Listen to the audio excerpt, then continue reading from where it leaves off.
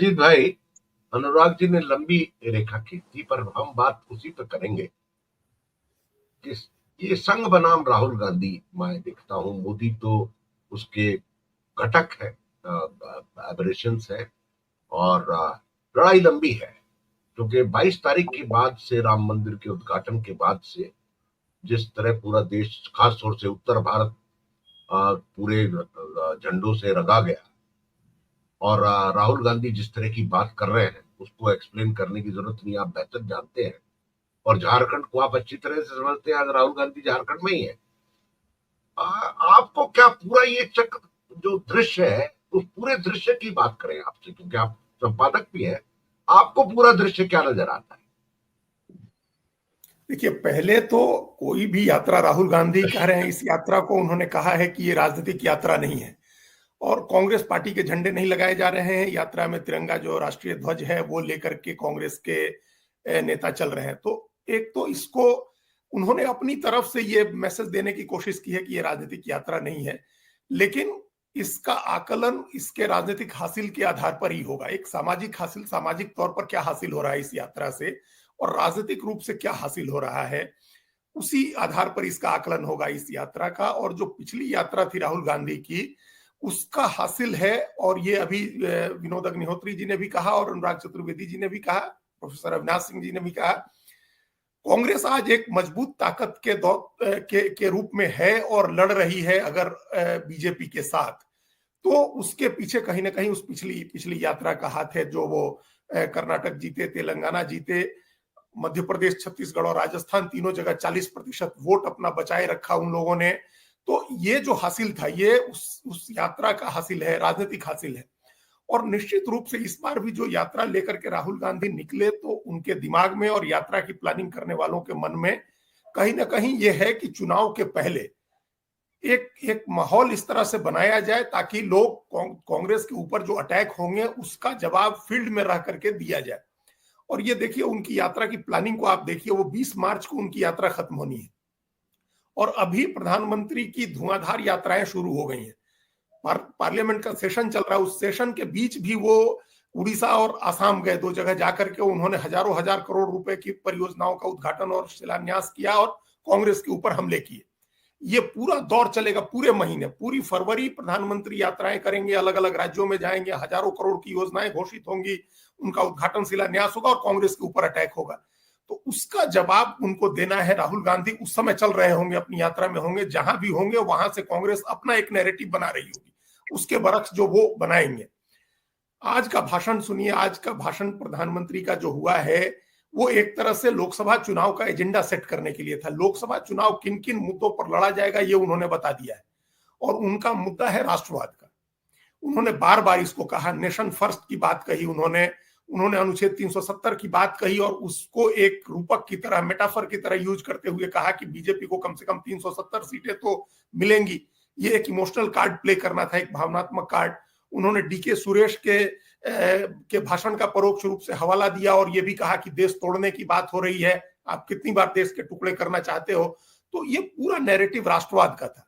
और दूसरा क्या था, परिवारवाद का था। नामदार और कामदार की एक बहस उन्होंने, जो वो लगातार करते रहे हैं। और ये उनको पता है कि ये एक लेवल पर सिर्फ कांग्रेस नहीं, तमाम विपक्षी पार्टियों की एक कमजोर कड़ी है जो जनता की नजर में, हालांकि हम उस बात को नहीं मानते हैं, इस बात में हमारा कोई यकीन नहीं है कि कोई नामदार होने भर से राजनीति में सफल नहीं होता है। उसके लिए तो उसको जनता के बीच जाकर के मेहनत करनी होती है और जनता के वोट से ही सफल होता है कोई आदमी। लेकिन एक जनता के बीच में ये कमजोर कड़ी है जिसको प्रधानमंत्री बार बार हिट करते हैं। तो एक परिवारवाद की बात उन्होंने कही, राष्ट्रवाद की बात कही। तो ये एक विकास की जब बात कहते हैं, वो तो बार बार 70 साल पीछे जाते हैं। और आज तो उन्होंने नेहरू और इंदिरा गांधी के साथ साथ राहुल गांधी, तमाम सब लोगों की उन्होंने आलोचना की। तो एक एजेंडा उन्होंने सेट कर दिया कि इन्हीं एजेंडों पर वो चुनाव लड़ने जाएंगे अगली बार। तो ये इस एजेंडे का जवाब कांग्रेस को देना है और सबको पता है कि वो मीडिया के थ्रू वो जवाब कांग्रेस नहीं दे सकती, क्योंकि मीडिया में कोई स्पेस कांग्रेस के लिए नहीं है। हालांकि मेरी अपनी व्यक्तिगत राय थी कि जिस तरह से राहुल गांधी अपनी पिछली यात्रा में जब थे, वो भारत जोड़ो यात्रा में, और जब मल्लिकार्जुन खड़गे अध्यक्ष चुने गए तो वो अपनी यात्रा स्थगित करके दिल्ली आए थे और दिल्ली में वो 2 दिन रहे थे। उस समय भी थे, एआईसीसी मुख्यालय में भी थे जब खड़गे जी चुने गए, उनकी घोषणा हुई औपचारिक रूप से। उस तरह से उनको अपनी यात्रा स्थगित करके 1-2 दिन के लिए आना चाहिए था पार्लियामेंट के इस बजट सेशन में। और हम लोगों ने वो देखा था आएंगे कि 8 और 9 तारीख को वो आने वाले हैं 3 दिन यहाँ पे हाँ, पार्लियामेंट लेकिन में। अब तो ये आज तो जवाब दे दिया राष्ट्रपति के अभिभाषण पर, जो चर्चा हुई थी उसका जवाब तो आज हो गया। हम लोग, आप याद करें अनिल जी, जो पिछला बजट सेशन, उस बजट सेशन के बाद जो राहुल गांधी ने 55 मिनट का भाषण दिया था, वो हिस्टोरिक भाषण था, वो पार्लियामेंट के रिकॉर्ड में रहेगा, हमेशा लोग पढ़ते रहेंगे, याद करते रहेंगे। उसी भाषण के बाद तो सारी चीजें तेज गति से चलनी शुरू हुई थी, उसके बाद ही तो सूरत की अदालत ने उनको सजा दी थी। तो वो भाषण था, और ये ऑफिशियल रिकॉर्ड है कि उस एक चर्चा की शुरुआत की थी राहुल गांधी ने, और खत्म हुई थी चर्चा प्रधानमंत्री के जवाब से। प्रधानमंत्री के जवाब को सोशल मीडिया में जितने लोगों ने देखा था, उससे कई गुना ज्यादा लोगों ने राहुल गांधी का वो भाषण सुना था जो उन्होंने दिया था।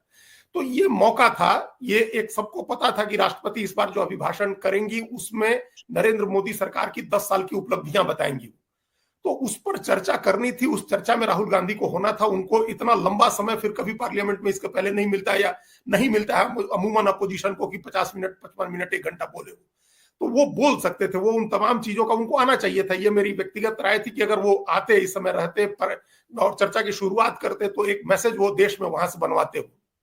लेकिन अब जहां वो चल रहे हैं वहां से भी वो एक मैसेज बनवा रहे हैं, उस मैसेज को वहां से। लेकिन अब उसमें फिर दिक्कत आती है, जो कांग्रेस की पेरेनियल प्रॉब्लम्स है अनिल जी, उस पर भी हम लोगों को थोड़ी बात करनी चाहिए।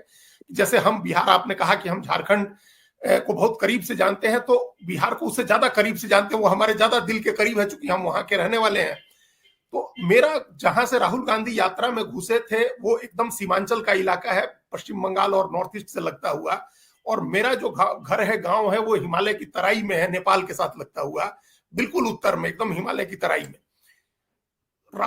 मीडिया की पूरी टीम राहुल गांधी के साथ चल रही है। जयराम रमेश स्वयं चल रहे हैं, जो संचार विभाग के प्रमुख हैं। लेकिन ये हमको इतनी हैरानी हुई कि हमारे जिले तक मौसम इस बात का मैसेज नहीं पहुंचा कि राहुल गांधी अभी बिहार में यात्रा कर रहे हैं। जिले तक में, हमारे कांग्रेस के जिले में नेता थे, उनको अपने लेवल पर एक यात्रा करनी चाहिए थी, कुछ ऑर्गेनाइज करना चाहिए था, और वो मैसेज एक कन्वे होना चाहिए था। राहुल गांधी अगर घुसे हैं, किशनगंज में आए, वो फिर पूर्णिया में उन्होंने रैली की, फिर अररिया में गए, फिर कटिहार में गए। ये 4 इलाके ऐसे, 4 जिले ऐसे हैं। हालांकि कहने की एक व्याख्या इसकी ऐसी भी हुई कि ये मुस्लिम बहुल इलाके हैं, राहुल गांधी को वहां जाकर के वो मुस्लिम कंसोलिडेशन के लिए गए, जिसको ममता बनर्जी ने बाद में इसको दूसरे तरह से कहा कि वो मुस्लिम बहुल इलाकों में जाकर के सुरसुरी पैदा करना चाह रहे हैं और बीजेपी की मदद करना चाह रहे हैं। तो वो बिहार में भी मुस्लिम बहुल इलाके थे। किशनगंज की सीट पिछली बार बीजेपी ने जीती थी, कटिहार से तारिक अनवर चुनाव जीतते रहे हैं। तो ये वो सीटें थी जहां कांग्रेस अभी भी इस बार भी अच्छा कर सकती है, लेकिन उसका मैसेज दुर्भाग्य से उत्तर बिहार तक तो नहीं पहुंच सका। ये कांग्रेस की बहुत बड़ी प्रॉब्लम है, उसकी संचार टीम की भी प्रॉब्लम है, और उस पूरे संगठन की समस्या है। वहां संगठन, आज देखिए अनिल जी, बिहार प्रदेश के अध्यक्ष हैं, बहुत प्रभावशाली नेता है, लेकिन आज तक संगठन नहीं बना कांग्रेस का। पिछले अध्यक्ष के समय से नहीं बना। मदन मोहन झा थे, उनके समय भी कांग्रेस का संगठन नहीं बना। अब अखिलेश प्रसाद सिंह है, उनके समय भी संगठन नहीं बना। अखिलेश जी, ये तो कमजोरियां हैं। अजीत जी, पता क्या है, हम माइक्रो लेवल पे आ गए। राहुल गांधी की मुसीबतें बहुत बड़ी हैं। राहुल गांधी कांग्रेस के अंतर्द्वंद्व से भी लड़ रहे हैं, और जो छत्रप है उनसे भी लड़ रहे हैं। मैं उस दायरे को खत्म कर रहा हूं। मैं ये कह रहा हूं कि Rahul Gandhi as a communicator, Rahul Gandhi का जो, मुझको लगता है राहुल गांधी को सब कुछ मालूम है। आप देखिए, राहुल गांधी ने, मेरा बड़ा ऑब्जर्वेशन है कि पिछली यात्रा में भी और इस यात्रा में भी मेरा ये आकलन है, और मतलब पुख्ता विश्वास है कि राहुल गांधी को सब खबर रहती है। राहुल गांधी बहुत धीरे से उन खबरों को छोड़ते हैं। जैसे नीतीश कुमार को कन्वीनर नहीं बनने दिया एनडीए का, इंडिया का, क्योंकि राहुल गांधी को कहीं ना कहीं खबर थी कि ये जो छापे पड़ रहे हैं, उसके बाद नीतीश कुमार रुकने वाले नहीं है, और नीतीश कुमार चले गए।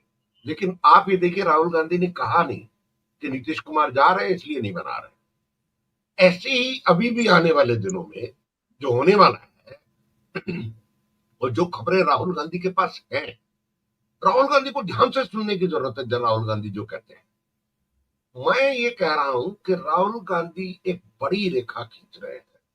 जिस समय देश में सब लोग जेल जाने वाले हैं, सबके यहाँ छापे पड़ने वाले हैं, उस समय एक आदमी बेरोजगारी की बात कर रहा है, धर्मनिरपेक्षता की बात कर रहा है।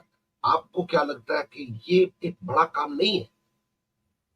नहीं, ये बहुत बड़ा काम है। उस मैसेज को तो देखिए, बड़ी बातें कहने में राहुल नरेंद्र मोदी जी पीछे थोड़े हैं। वो भी कोई छोटी बात थोड़े करते हैं, वो भी कभी छोटी बात नहीं करते हैं। कभी कभी चुनाव जीतने के लिए वो कुछ कह दें जरूर कि इनको कपड़े से पहचानो या शमशान कब्रिस्तान की बातें कभी कभी कहें, लेकिन बातें वो भी बहुत बड़ी बड़ी करते हैं। तो अब क्या है अनिल जी की, बड़ी बातों को आप इंप्लीमेंट तभी कर पाएंगे जब आपके पास राजनीतिक ताकत आएगी। आपको साथ के साथ राजनीतिक ताकत हासिल करने की कोशिशें भी करनी चाहिए हैं, ताकि जो आप मोहब्बत की दुकान की बात आप करते हैं, आप धर्मनिरपेक्षता की बात करते हैं, आप वैचारिक लड़ाई की बात करते हैं, आप आरएसएस को अटैक करते हैं कि ये लोग नफरत फैला रहे हैं, समाज को बांट रहे हैं, ये सब बातें बहुत अच्छी बातें हैं। और ये कोई भी सेंसिबल आदमी, कोई भी संवेदनशील आदमी इस बात को कहेगा कि आज देश को इसकी जरूरत है। समाज में जिस तरह का विभाजन है वो बहुत ही भयावह है, बहुत खराब है। जिस तरह से टारगेट किया जा रहा है लोगों को उनके धर्म की वजह से, जाति की वजह से, ये बहुत बहुत बड़ा मामला है, बड़ी चिंता की बात है। लेकिन उसके लिए जब आपके पास ताकत हो, अजीत भाई, क्योंकि आप राजनीति को जानते हैं, कांग्रेस पार्टी कभी भी संगठनात्मक संगठन नहीं रहा। Structured organisation. हमेशा कांग्रेस पार्टी आंदोलन की पार्टी रही है। जब भी मुद्दे उठते हैं भीड़ इकट्ठी हो जाती है और कांग्रेस चुनाव जीत जाती है। जबकि बीजेपी के साथ बिल्कुल उल्टा है। बीजेपी जिस दिन देश में जनमानस इकट्ठा होगा, बीजेपी साफ हो जाएगी, बीजेपी कहीं नहीं मिलेगी, क्योंकि संगठन के लोग सीमित होते हैं, आंदोलन के लोग असीमित होते हैं। नहीं, ये बातें ठीक है, ये भी बहुत सैद्धांतिक बात है। देखिए, अभी कौन से मुद्दे पर कांग्रेस जीती है? कांग्रेस जब से हार रही है तब से हार रही है। कांग्रेस ने जब से हारना शुरू हुआ है कांग्रेस का, तब से कांग्रेस हार ही रही। लगातार उसकी शक्ति का क्षरण होता जा रहा है। उसको जब मतलब उसका सबसे कम वोट था 28%, अब उससे भी नीचे आ गई है, वो 20% से भी नीचे आ गई है वोट पर वो। तो अब वो आंदोलन का समय देखिए। अब बीजेपी केंद्रीय ताकत है भारत की राजनीति की, और उसको उस जगह से रिप्लेस करने में अभी समय लगेगा। वो हो सकता है चुनाव हार के सत्ता से बाहर होना अलग चीज है, लेकिन वो एक केंद्रीय ताकत है, उस वहां से उसको हटाने में दिक्कत होगी, अभी समय लगेगा उसमें। इस बात को समझना चाहिए है। और राजनीतिक ताकत होने का क्या मतलब है? आज आपने पता नहीं सुना, लेकिन हमने सुना हेमंत सोरेन को विधानसभा में बोलते हुए। तो जिस नेता के पास ताकत होती है और एक उस ताकत से जब उसको रिप्रेजेंट करता है, जब वो उसको बोलता है, उस समय कोई बात कहता है, तो उसका जो असर होता है, तब वो नैरेटिव बेटर तरीके से सेट करने की स्थिति में होता है।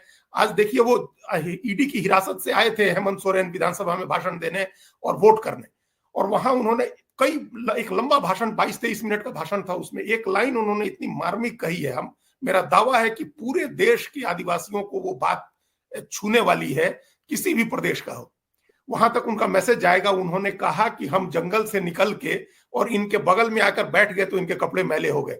ये बहुत बड़ी लाइन थी, बहुत बड़ी बात थी जो उन्होंने कही है। इस तरह की बातें राहुल गांधी भी कह रहे हैं, इसमें नहीं है, इसमें कोई वो नहीं है। हमको कोई, राहुल गांधी को तो आपने प्रशांत किशोर का जिक्र किया, हम अभी उन्होंने रजत शर्मा के प्रोग्राम में एक बहुत ही अच्छी बात कही, हालांकि उसके दोनों पक्ष हैं, लेकिन उन्होंने कहा कि हम राहुल गांधी के जज्बे को इसलिए उनकी तारीफ करते हैं क्योंकि उन्होंने कहा कि अगर 10-90% चुनाव हार जाए अगले 10 साल में, नरेंद्र मोदी तो न नेता रहेंगे और न जनता को फेस कर पाएंगे। लेकिन पिछले 10 साल में 90% चुनाव हारने के बाद भी राहुल गांधी की हिम्मत है कि वो जनता के बीच में है, उनको फेस कर रहे हैं, उनके सामने। ये कितनी घटिया बात है कि बाबा बैद्यनाथ के मंदिर में थे राहुल गांधी और पूजा करके निकले तो लोगों ने वहां मोदी मोदी के नारे लगाए, राहुल गांधी मुर्दाबाद के नारे लगाए। ये मंदिर में होने की चीजें थी, लेकिन ऐसी नीचता का मुकाबला कर रहे हैं वो सड़क पर उतर के। ये बहुत बड़ी बात है। राहुल गांधी जिस तरह का संघर्ष कर रहे हैं, जैसी हिम्मत दिखा रहे हैं, और प्रोफेसर साहब ने बहुत अच्छी बात कही कि उन्होंने उनकी जो इमेज पिछले 10 साल में बड़े सिस्टमेटिक तरीके से उनकी इमेज को खराब किया गया था, उसको उन्होंने ठीक किया है। ये सारी बातें अपनी जगह है, लेकिन हार्डकोर पॉलिटिक्स एक चीज होती है अनिल जी, उसको आपने भी देखा है नेताओं के बीच में रह के, और हमने भी देखा। हमको तो 30-35 साल, हम तो हार्डकोर पॉलिटिक्स करने के बाद तब पत्रकारिता में आए। वो सबसे बड़ा पार्ट होता है आपकी अपनी आइडियोलॉजी को इंप्लीमेंट करने के लिए, अपनी तमाम चीजों को इंप्लीमेंट करने के लिए, और कांग्रेस को उस दिशा में सोचने की जरूरत है।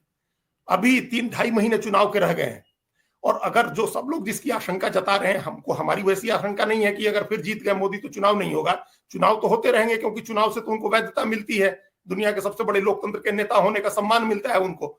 लेकिन फिर चुनाव लड़ने लायक नहीं रह जाएंगी पार्टियां। फिर उस तरह का चुनाव होगा जिस तरह के चुनाव अभी हम लोगों ने बांग्लादेश में देखे, या जिस तरह के चुनाव हम लोग पाकिस्तान में देख रहे हैं। तो इससे बचने के लिए तो आपके पास ताकत होनी जरूरी है। सबसे बड़ी जरूरत यह है कि आप जो वो 62% 60% एंटी बीजेपी वोट है, देखिए विपक्ष कमजोर है, ये लाइन भी मार के की थी प्रशांत किशोर की कि विपक्षी पार्टियां कमजोर हैं, लेकिन विपक्ष कमजोर नहीं है। मोदी का विपक्ष जो इस देश में है, जो मोदी का प्रतिपक्ष है, वो कमजोर नहीं है, वो 60-62% का है। और आपको सिर्फ उस 60% का 60% लेना है, फिर आप 36-37% वोट पर होंगे जो बीजेपी के बराबर का वोट है। तो किसी भी यात्रा का मकसद, किसी भी राजनीतिक अभियान का मतलब राजनीतिक ताकत बढ़ाना होना चाहिए, क्योंकि बिना राजनीतिक ताकत के आप बहुत अच्छे सिद्धांत है कम्युनिस्ट पार्टियों के, हमको तो बहुत अच्छे लगते हैं, आज भी उस उम्र में 50 साल बाद की उम्र में भी उनके सिद्धांत बहुत अच्छे लगते हैं, लेकिन ताकत कहां चली गई। तो एक अच्छा सिद्धांत होना जरूरी है, लेकिन उसके इर्द गिर्द आपको व्यवहारिक राजनीति हार्डकोर पॉलिटिक्स करनी होगी, ताकि आप राजनीतिक ताकत बढ़ा सकें। उस सिद्धांत के इर्द गिर्द ताकत नहीं हासिल करेंगे तो उसका कोई मतलब नहीं रह जाएगा। जी।